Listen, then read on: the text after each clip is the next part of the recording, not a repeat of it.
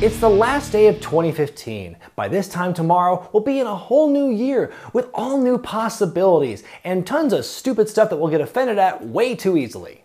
Earlier this week, I looked at some of the worst things to happen in WWE in 2015. Now to end things on a positive note, I'm going to rank the top 8 best things to happen in WWE this year. Number 8. New network programming.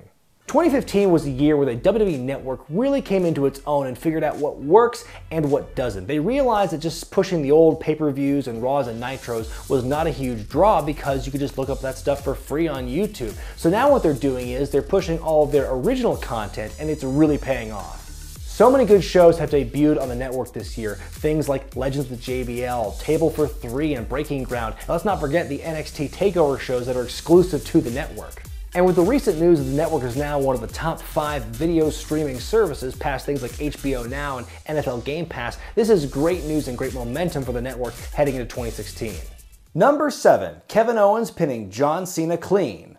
When Kevin Owens first came to NXT, they put a rocket on his back and gave him the title shortly thereafter. WWE followed up with that by putting him in a feud with John Cena and shocked everyone by having Owens go over him in their first match. It was one of the very few holy shit moments that WWE had this year. We're at the point now that when someone beats Cena clean no less, it is a huge deal. This match put Owens on the fast track to superstardom.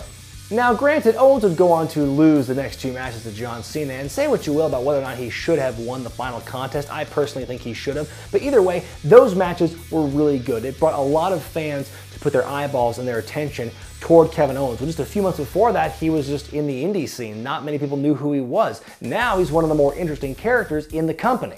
Even though KO wouldn't beat Cena again during their feud, it was that first big win that made him a household name in 2015.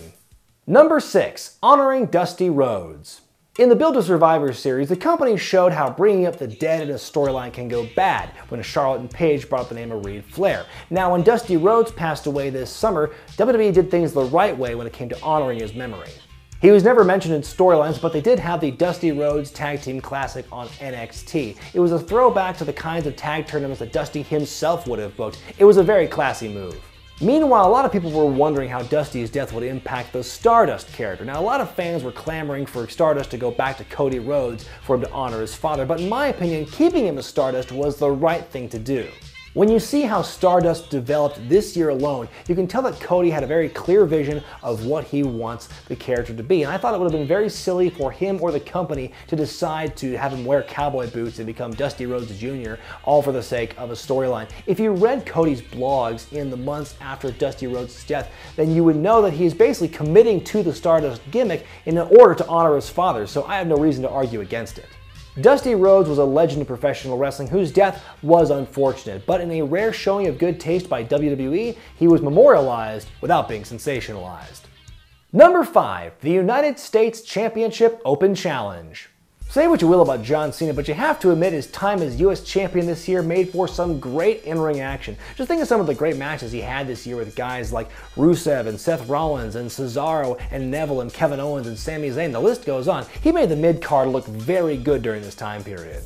The one knock I would have with Cena's time as US champion was it made the WWE Championship look a lot less significant, which was amplified by the fact that Seth Rollins, the champion, lost a lot on television, as I mentioned earlier this week.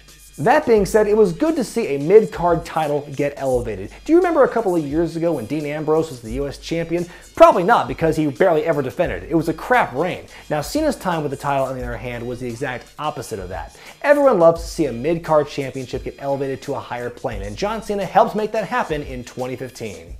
Number 4. Seth Rollins winning the WWE title. Going into WrestleMania this year, WWE faced a potential disaster in their main event scene. Had Roman Reigns won, there would have been a riot. Had Brock Lesnar won, things would have gotten pretty anticlimactic. So what did the company do? Make history.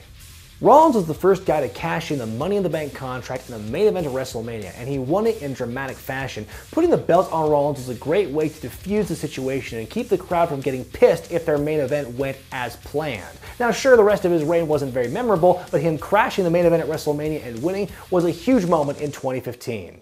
And speaking of Rollins, honorable mention goes to him for that awesome RKO spot earlier in the day. Number 3. The Year of the Undertaker.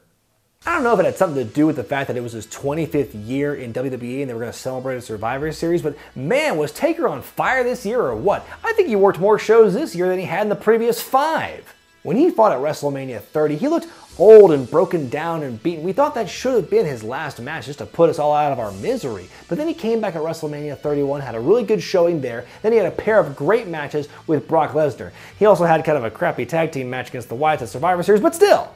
For being able to perform at a high level at the age of 50 and keeping fans in awe for 25 years, The Undertaker's run in 2015 was one of the better things we saw in WWE this year.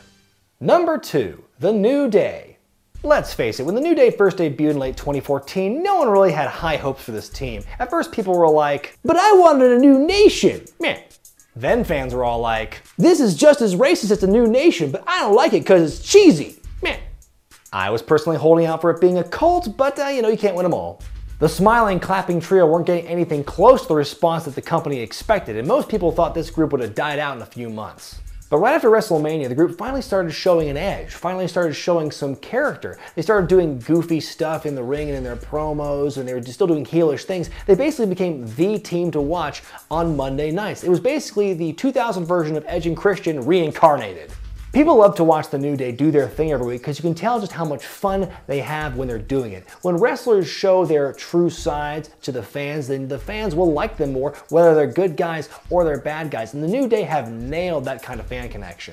For their chemistry and their humor, for taking a surefire stinker of a gimmick and running with it and making their own, The New Day are now the hottest act in the company this year. They're the dastardly heels you can't help but cheer for. And yes, they're making me willing to walk back my stance a bit on this. And the number 1 best thing in WWE in 2015 is the rise of NXT.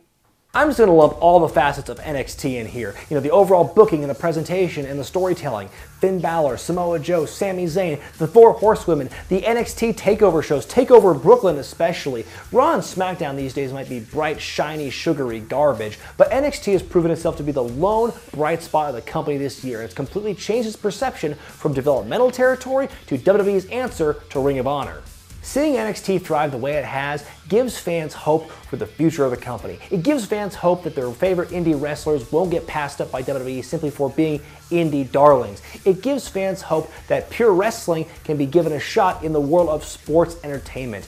And it gives fans a hope that somewhere out in the distant future, there may be hope for the overall product after all. And that's why the rise of NXT has been the best thing to happen to WWE in 2015. So what do you think were the best things to happen in WWE this year? Let me know in the comments section.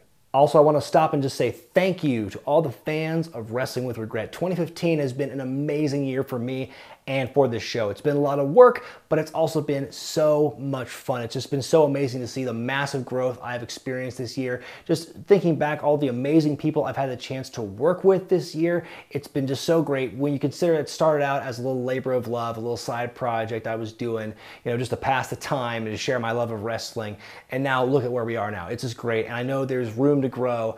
And I just can't wait to see what the future holds. I just love the fact that you guys have been interacting with me all this time. Whether you think I'm the greatest wrestling YouTuber of all time, which, that's up for debate. I'm not going to say one way or the other on that. Or you hate my guts, you think my opinions are stupid. It doesn't matter because, you take time out of your day to watch the videos and comment and share your feedback. And I appreciate that so much. So from the bottom of my heart, thank you guys for making 2015 an amazing year for Wrestling with Regret. And I promise to you, I resolve to make 2016 an even bigger, better year for this show.